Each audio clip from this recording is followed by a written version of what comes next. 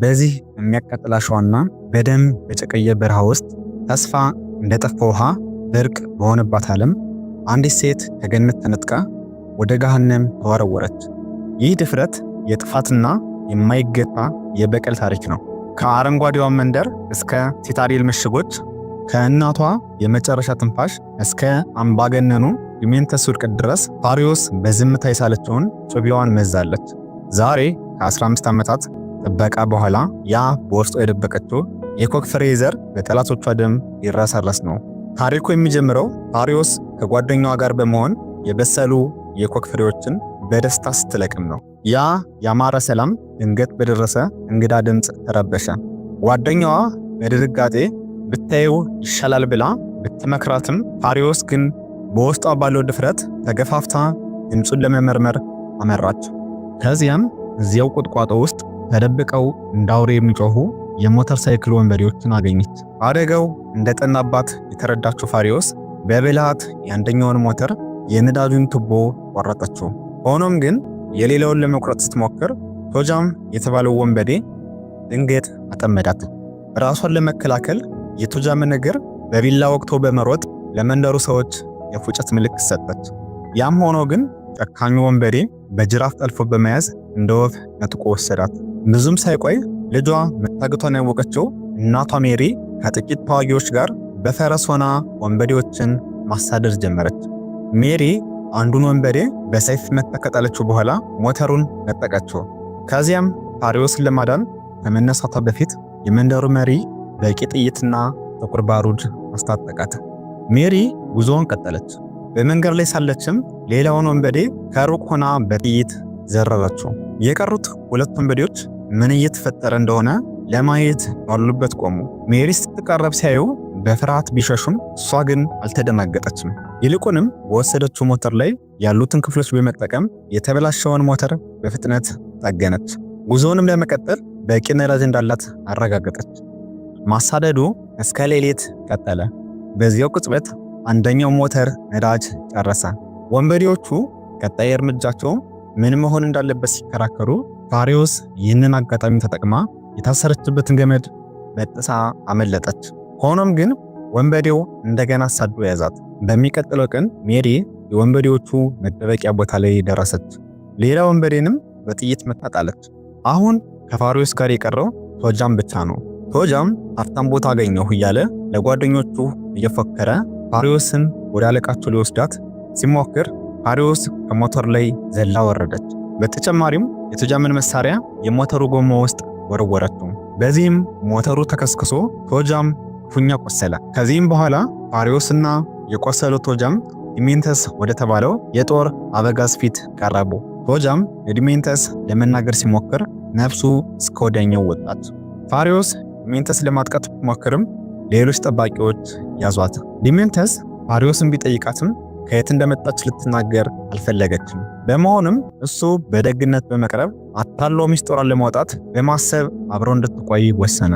በመቀጠልም ሜሪ ወደ ሰፈሩ በስውር ገብታ ብዙ ሰዎችን እየገደለች ፋሪዮስ ወዳለችበት ድንኳን ደረሰች። እዚያም አንድ ሰው ድል ካደረገች በኋላ ፋሪዮስን ስታጥብ የነበረችውን ሴት አዝናላት ተወቻት። ሴቲቱ እኔም ተጎጅና እናት ነኝ ብላ ብትማጸንም ሜሪና ፋሪዮስ ሊወጡ ሲሉ ግን ለጠባቂዎች በመጮህ ከዳቻቸው። በተከፈተው ተኩስ የነዳጁ በርሜል ተመቶ የሜሪ ልብስ በእሳት ተያያዘ። ሆኖም እሳቱን ለማጥፋት ልብሷን ማውለቅ ነበረባት። ከዚያም በሞተር በፍጥነት አመለጡ። ነገር ግን ዲሜንተስና ሰዎቹ እየተከተሏቸው መሆኑን ስታውቅ ሜሪ ለፋሪዮስ ብቻዋን ወደ ቤቷ እንድትሄድ ነገረቻት። ስትደርስም እንድትተክለው የኮክ ፍሬ ሰጠቻት። ሜሪ ተከታዮቹን በጥይት ብትመታም በመጨረሻም ግን ተይዛ መዋጋት አቃታት። ፋሪዮስ ድምፁን ሰምታ ስትመለስ እናቷን በመስቀል ላይ አስረው አገኟት። ከየት እንደመጣች እንድትናገር ቢያሰቃዩአትም ታሪኳን አሳልፋ አልሰጠችም። በመጨረሻም ዲሜንተስ ፋሪዮስ እያየች እናቷን አስገደላት። እንዲያውም የልጅቷን እንባ ቀምቶ ተሳለቀባት። በሚቀጥለው ቀን ጉዟቸውን ሲቀጥሉ ታሪክ አዋቂው ፋሪዮስ ጠቃሚ እንድትሆን ማንበብና መጻፍ ሊያስተምራት ቢሞክርም እሷ ግን ልክ እንደ ድንጋይ ዝምታ መረጠች። ያም ቢሆን አንድ ምሽት ያገኘችውን ቀለም በመጠቀም ወደ ቤቷ መመለሻ መንገድ እንዲሆናት በማሰብ የከዋክብትን ካርታ በእጇ ላይ ሳለችው። ከጥቂት ቀናት በኋላ የዲሜንተስ ቡድን በበረሃ ውስጥ ሳሉ ቀይ የጭስ ምልክት ተመለከቱ። እዚያም የኢሞርታንጆ ወታደር የሆነው ዋርቦይ አገኙ። ዲሜንተስ ስለ ሀብታሙ ቦታ ሲጠይቀው ወታደሩ ወደ ሲታዴል መራቸው። ሲታዴል ሲደርሱ ምስኪኖቹ ሰዎች ፈርተው ተደበቁ። በመጨረሻም ዲሜትነስ ካረዱት እንደሚጎዳቸው ከረዱት ግን ነፃነት እንደሚሰጣቸው ቃል በመግባት አለቃቸውን ተጠራ። ታላቁ መሪ ኢሞርታንጆም በመጨረሻም በክብር ተገለጠ። በዚህም ጊዜ ረዳቱ ዲሜንተስን እንዲያናገረው ከአጃቢው አንዱን ዋርቦይ እንዲመርጥ አዘዘው። የተመረጠው ወጣት ወታደር ለሞት መዘጋጀቱን ለማሳየት ጥርሶችን በቀለም ቀባ። ከዚያም ካለበት ድልድይ ላይ በመዝለል በኬብሎች ተንሸራቶ በታላቅ ፍንዳታ ሕይወቱን አጠፋ። የጆ ረዳት በኩራት ሁሉም የዋርቦይ ወታደሮች የኢሞርታንጆ ሲሉ ነፍሳቸውን ለመስጠት ዝግጁ ናቸው በማለት የሰራዊቱን ታማኝነት አሳየ። አለቆቹ አካባቢውን ለቀው ሲወጡ የሲታዴል ወታደሮች በዲሜንተስ ኃይል ላይ ድንገተኛ ጥቃት ሰነዘሩ። በዚህም ምክንያት የዲሜንተስ ብዙ ሰዎች ተገደሉ። የሰንሰለት ግርዶሽ ያላቸው ሞተር ሳይክሎችም ተዘረፉ። የፋሪዮስ ጎጆ ጭምርም ተወሰደ። ባሪዎቹም እሷንና የታሪክ አዋቂውን ይዘው ለመሄድ ይሞክሩም ዲሜንተስ በመጨረሻ ቅጽበት ደርሶ አዳናቸውና ወርኖን ይዞ ወደ በረሃው ሸሸ። ከጥቂት ቆይታ በኋላ ዲሜንተስና ጓደኞቹ ሌላው የበረሃ ምሽግ ወደ ሆነው ጋስታውን ደረሱ። እዚያም በድብቅ ተሸሽገው የነዳጅ ማመላለሻ ተሽከርካሪዎች ከተማዋን ለቀው እስኪወጡ ጠበቁ። ተሽከርካሪዎቹ እንደወጡም ድንገተኛ አደጋ በመጣል ጠባቂዎቹን በአጭር ጊዜ ውስጥ ደመሰሷቸው። ከዚያም ጥቂት ወንበዴዎች የዋርቦይ ልብስ በመልበስ ተሽከርካሪዎችን ወደ ጋስታውን መንዳት ጀመሩ። ዲሜንተስና የቀሩት ሰዎች ግን እንደተሳደዱ በመምሰል ከተማዋን ለማታለል ሞከሩ። በመጀመሪያም የከተማው ጠባቂዎች ነገሩ አጠራጣሪ ስለሆነባቸው በሩን ለመክፈት አቅማሙ። ሆኖም ግን ዲሜንተስ የተንኮሉ አካል እንዲሆን የዋርቦይ ልብስ የለበሱትን የገንዛ ሰዎቹን መግደል ጀመረ። ይህንን ያዩት ጠባቂዎች ጥቃቱ እውነተኛ መስሏቸው በሩን ከፈቱ። ይሁን እንጂ ከባድ መኪና ውስጥ ተደብቀው የነበሩት የዲሜንተስ ወታደሮች ዘለው በመውጣት በሩን በቁጥጥራቸው ስር አዋሉ። ዲሜንተስም ከተማዋን ወረረ። ዲሜንተስ የጋስታውን መሪን ጣት ለኢሞርታንጆ በመላክ የድርድር ስብሰባ ጠራ። በስብሰባው ላይ የጋስታውን መሪ በጭንቅላቱ ላይ በታሰረ መሳሪያ እየተሰቃየና እንዲለምን ቢደረግም በጆ ልጆችና በዲሜንተስ መካከል በተፈጠረው ግጭት ተነስቶ በመጨረሻም መሪው ተገደለ። በተጨማሪም ዲሜንተስ በከተማው ውስጥ ቦምቦች እንደቀበረና ማፈንዳት የሚችለው እሱ ብቻ እንደሆነ በመዛት ራሱን የከተማ መሪ እንዲያደርጉት አስገደደ። በዚህ መሃል ግን የኢሞርታንጆ ትኩረት ወደ ፋሪዮስ አረፈ። ዲሜንተስ ልጄ ናት ብሎ ሊዋሽ ቢሞክርም ፋሪዮስ ግን በድፍረት እውነት አይደለም፣ እናቴን የገደለው እሱ ነው በማለት እውነቱን አወጣች። በመጨረሻም ኢሞርታንጆ ዲሜንተስ ጋስታውንን እንዲመራ ፈቀደለት። በምላሹ ግን ፋሪዮስንና አንዱን ወንበዴ እንዲሰጠው ጠየቀው። ዲሜንተስ በስምምነቱ ባይደሰትም ትዕዛዙን ተቀብሎ ለፋሪዮስ የሰጣትን አሻንጉሊት ነጥቋት ሄደ። ፋሪዮስ የኢሞርታንጆ ሚስት እንድትሆን ተወሰነ። በቤተ መንግስቱ ውስጥ ያሉ ሚስቶች በደግነት ቢቀበሏትም ጆ ሴቶችን ያለ ፍላጎታቸው ሲያስገድድ በማየቷ ልቧ በሐዘን ተሰበረ። አንድ ቀን ከሚስቶቹ አንዷ ሴት ልጅ ስትወልድ ጆ ግን ወንድ ልጅ ስላልሆነ አልተደሰተም። ይህ በእንዲህ እንዳለ የጆ ልጅ የፋሪዮስን ጸጉር እየነካካ ያስቸግራት ነበር። ፋሪዮስ ግን የጥንካሬ ምልክት የሆነችውን የእናቷን የኮክ ፍሬ ዘር ሁሌም ይዛ ነበር።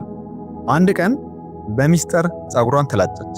ከዚያም መረብና ሰም በመጠቀም ሰው ሰራሽ ዊግ ሰራች። የጆ ልጅ ሊያስገድዳት ሲሞክር ዊጉን በእጁ ጥሎላት አመለጠች። ድልድይ ስር ተደብቃ እያለ ሊፈልጓት ቢመጡም ሳያገኟት ይቀራሉ። ከዚያን ጊዜ ጀምሮ ፋሪዮስ ወንድ መስላ ዝምታ መርጣ በምሽግ ውስጥ በጉልበት ሥራ ተሰማራች። በመውጣትና በመዝለል ባላት ልዩ ችሎታ በአጭር ጊዜ ውስጥ የተበላሹ መኪኖችን በሰንሰለት የሚጠግኑ መካኒክ መሪ ሆነች። በአጠቃላይ 15 ዓመታት አለፉ። ፋሪዮስ ግን ለማንም ሳትናገርና ለኢሞርታንጆ ታማኝ መስላ እየሰራች እውነተኛ ማንነቷን ደብቃ ቆየች። ከዚያም መካኒኮቹ ዋር ሪግ የተሰኘውን ቦሚ ኖከር የሚባል ግዙፍ መሳሪያ የታጠቀውን ኃይለኛ ተሽከርካሪ እንዲሰሩ ታዘዘ። ይህንን ግዙፍ መኪና እንዲያሽከረክር የተመረጠው ደግሞ ካሉት ሁሉ በላጩ አሽከርካሪ ፕሪቶሪያን ጃክ ነበር። ጃክ አዲሱን ተሽከርካሪ ለመጀመሪያ ጊዜ እየነዳ ጉዞ ጀመረ። ይሁን እንጂ ከዲሜንተስ ቡድን ተለይተው በራሳቸው በተደራጁ ወንበዴዎች ወጥመድ ውስጥ ወደቀ። ወንበዴዎቹ በሞተር ሳይክል ላይ ሆነው በፓራሹት ከሰማይ የተንሸራተቱ በዋረር ሪግ ላይ አስገራሚ ጥቃት ሰነዘሩ። የኢሞርታንጆ ወታደሮች አንድ ባንድ እየተሸነፉ ሲሄዱ፣ አንዳንዶቹም መኪናውን ለማዳን ሲሉ እየዘለሉ ይሰወሩ ነበር። ጃክ ግን ፍጥነቱን ሳይቀንስ ወንበዴዎቹንም ሆነ የገንዛ ወታደሮችን እየገጨ ጉዞውን ቀጠለ። በኮንቮዩ ውስጥ በሞተር ስትጓዝ የነበረችው ፋሪዮስ በድንገት ከዋረር ሪጉ ስር በመውደቅ ካለበት ቦምብ ተረፈች። በመቀጠልም አብሯት የነበረው መካኒክ ሲሞት ፋሪዮስ መሳሪያዎቹን አንስታ መኪናውን መጠገን ጀመረች። ወንበዴዎቹ መኪናውን በድማሚት ለማፈንዳት ቢሞክሩም ፋሪዮስ አንደኛውን ወንበዴ በእርግጫ ጥላ ቦምቡ እንዳይፈነዳ አደረገችው። ሆኖም ግን ወንበዴዎቹ ወደ መኪናው ሊጠጉ ሲሉ ፋሪዮስ በፍጥነት ጥገናዋን ጨረሰች። ጃክም ፍጥነቱን በመጨመር አጥቂዎቹን አራገፋቸው። ያም ሆኖ ግን የወንበዴዎቹ ቁጥር እጅግ ከፍተኛ ስለነበር የዋርቦ ወታደሮች ወደ መንግስተ ሰማያት እንደሚገቡ እያመኑ በየተራ ሕይወታቸውን ሰጡ። በድንገተኛው ፍንዳታ ምክንያት ተሽከርካሪው ሲጋጭ የፋሪዮስ ኮፍያ ወልቆ ወደቀ። በዚህም ቅጽበት ጃክ ፋሪዮስ ሴት መሆኗንና ማንነቷን ተረዳ። ወንበዴዎቹ ዳግም ሲቃረቡ ፋሪዮስና ጃክ በአንድነት መተኮስ ጀመሩ። ፋሪዮስ በሮቦት እጅ የታገዘ መሳሪያን ተጠቅማ በፓራሹት የሚበሩትን ወንበዴዎች አንድ ባንድ ዘረረቻቸው። በመቀጠልም ሌላኛው ወንበዴ በሞተር ወደ እሷ ሲበር በሳንጃ እግሩን ወጋቸው። ከዚያም የመጨረሻው ዋርቦይ መሳሪያውን እንዲያበራ አዘዘችውና እሷም ከበሩ ጀርባ ተደበቀች።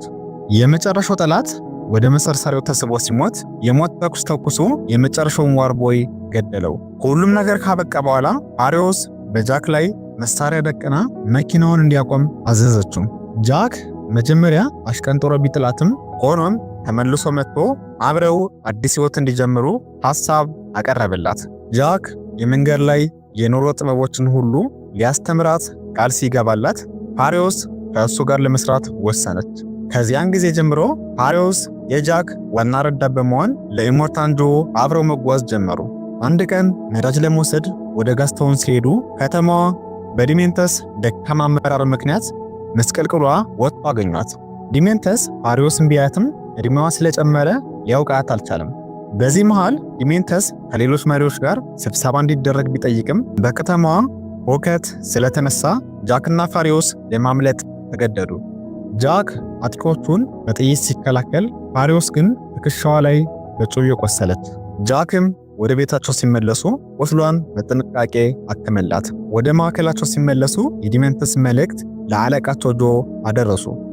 በዚህም ምክንያት በጆ ረዳቶችና በልጆቹ መካከል አለመግባባት ተፈጠረ። በመጨረሻም ኢሞርታንጆ ጃክን ወደ ቡሌት ፋርም ሄዶ መሳሪያዎችን እንዲያመጣ አዘዘው።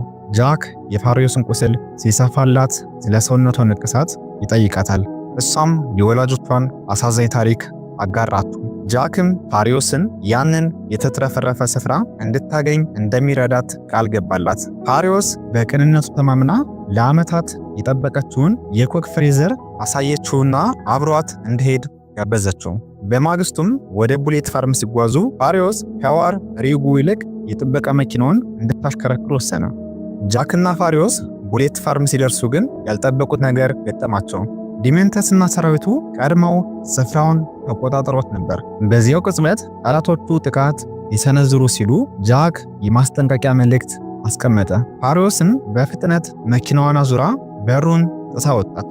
በመሃል አንደኛው መኪና ሲደቆስ ዋናው ተሽከርካሪ ግን በውስጥ በኩል ተቀርቅሮ መንቀሳቀስ አቃተው። ጃክ አጥቂዎቹን በጥይት ሲከላከል፣ ፋሪዮስ ደግሞ የቤቱን ጠባቂ በመምታት ጃክን ከበሩ ማዶ ሆና ታግዘው ጀመር። ከዚያም ጃክ በፍጥነት ወደ ዋረር ሪጉ በመመለስ በሩን ሰብሮ ወጣ። ፋሪዮስ ጃክን ለመቀበል መኪናው ውስጥ ሆና ብትጠብቀውም ጃክ ግን ከሷ ጋር ከመሄድ ይልቅ ለተጨማሪ ኃይል የጭስ ቦምብ ተኮሰ። በመቀጠልም ግዙፉን መሰርሰሪያ በማስነሳት ወደ ጠላቶቹ መሃል ዘልቆ ገባ። ፋሪዮስ በመጀመሪያ ተስፋ ቆርጣ ልትሄድ ብታስብም ግን ህሊናዋ ስላልፈቀደላት ተመልሳ መጣችና ከፍ ያለ ቦታ ላይ ሆና እንደ ድብቅ ተኳሽ ጠላቶቿን አንድ ባንድ መረሸን ጀመረች። ምንም እንኳን ዲሜንተስ በጥይቶቿ ባይመታም አንደኛው ጥይት ግን ግንባሩን ጠረፍ አድርጎት አለፈ። ጃክ በዋርሪጉ ህንፃዎቹን ሲያፈርስ አንደኛው ግንብ ተንዶ መኪናውን ጉድጓድ ውስጥ ተከተተው። ጃክ ከመኪናው ጋር አብሮ እንዳይሰምጥ ሲወጣ ፋሪዮስ በሞተር መታ በሰንሰለት መንጠቆ አዳነችው። ሆኖም ግን ዲሜንተስና ሰዎቹ በግዙፍ መኪና አሳደዷቸው። በጥይቱ ልውውጥ መሃል የዲሜንተስ መኪና ወደ ፋሪዮስ ተጠጋ።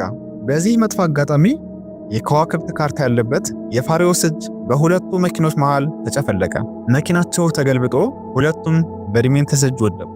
ዲሜንተስ ጃክን ከሞተር ጀርባ አስሮ መሬት ለመሬት እየቆጠተ ለሞት አሳልፎ ሰጠው። ፋሪዮስም በቆሰለ እጇ ተሰቅላ የጃክን ስቃይ እንድታይ ተገደደች።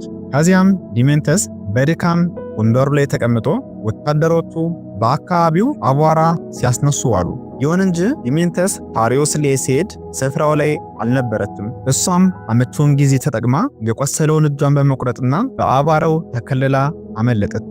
ዲሜንተስ ያባረራት ቢሞክርም ፋሪዮስ ግን ከመሄዷ በፊት የመኪናውን ጎማ ከግዙፉ ቁፋሮ ማሽን ጋር በሰንሰለት አስረው ስለነበር መኪናው ተበላሸ።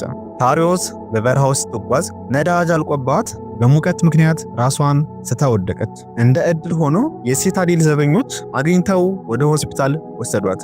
ሐኪሙም ቁስሏ እንዳይመረቅዝ በብልሃት ካከማት በኋላ ስትነቃ ወዲያውኑ ወደ ኢሞርታንጆ ዘንድ ሄደች። እኔ ፕሪቶሪያን ፋሪዮሳ ነኝ በማለት ራሷን ካስተዋወቀች በኋላ ዲሜንተስ ጋስታውንን ያቃጠለው ጆንን ለማታለልና ሲታዴልን ጥበቃ አልባ ለማድረግ እንደሆነ ነገረችው። በመሆኑም ኢሞርታንጆ ዲሜንተስን ለማታለል ወደ ጋስታውን የሚሄዱ መስለው ታዩ። ዲሜንተስም የጆንን መኪኖች ሲያይ ተደስቶ ወደ ሲታዴል ለመሄድ ተዘጋጀ። ነገር ግን የጆ ረዳት በሰጠው ምልክት መኪኖቹ በሙሉ ተመልሰው ዲሜንተስን ከበቡት። በመጨረሻም በቀጣዮቹ 40 ቀናት ውስጥ በመንገዶች ላይ እጅግ አሰቃቂና ደም አፋሳሽ ጦርነት ተካሄደ። በዚህ ረጅምና ደም አፋሳሽ ጦርነት ውስጥ የዲሜንተስና የጆ ወታደሮች አንዱ ሌላውን ለማጥፋት ያለ ርህራሄ ተፋለሙ። በዚህ መሃልም ፋሪዮስ ለራሷ የብረት እጅ ሰራች። ከዚያም መካኒኮቹ ዘንድ ሄዳ የሚነዳ ተሽከርካሪ ጠየቀቻቸው። መካኒኮቹ አንድ ጎማ የጎደለው መኪና ብቻ እንደቀራቸው ቢነግሯትም እሷ ግን ምንም ሳይገዳት መኪናውን ወሰደችው። የጆ ልጆች ለጦርነት መኪና እያዘጋጁ ባለበት ስፍራ በሚስጥር ገብታ አንዱን ፈጣን መኪና ሰረቀቻቸው። በዚያም ቅጽበት የታሪክ አዋቂው በታሪካቸው ውስጥ ትልቅ ቦታ ካላቸው ግለሰቦች ተርታ በመመደብ የጥፋት አምስተኛዋ ጋላቢ ሲል ሰይማት። ከጥቂት ቀናት በኋላም ዲሜንተስና ጥቂት ሰዎች በበረሃው ውስጥ ሲጓዙ ከቡድኑ ውስጥ ሁለቱ ሰዎች በጥይት ተመተው ወደቁ። ወዲያውንም ዲሜንተስ አንድ መኪና እየተከተላቸው መሆኑን ሲረዳ ሰዎቹ ተከፋፍለው ተደብቀው እንዲያጠቁ አዘዘ።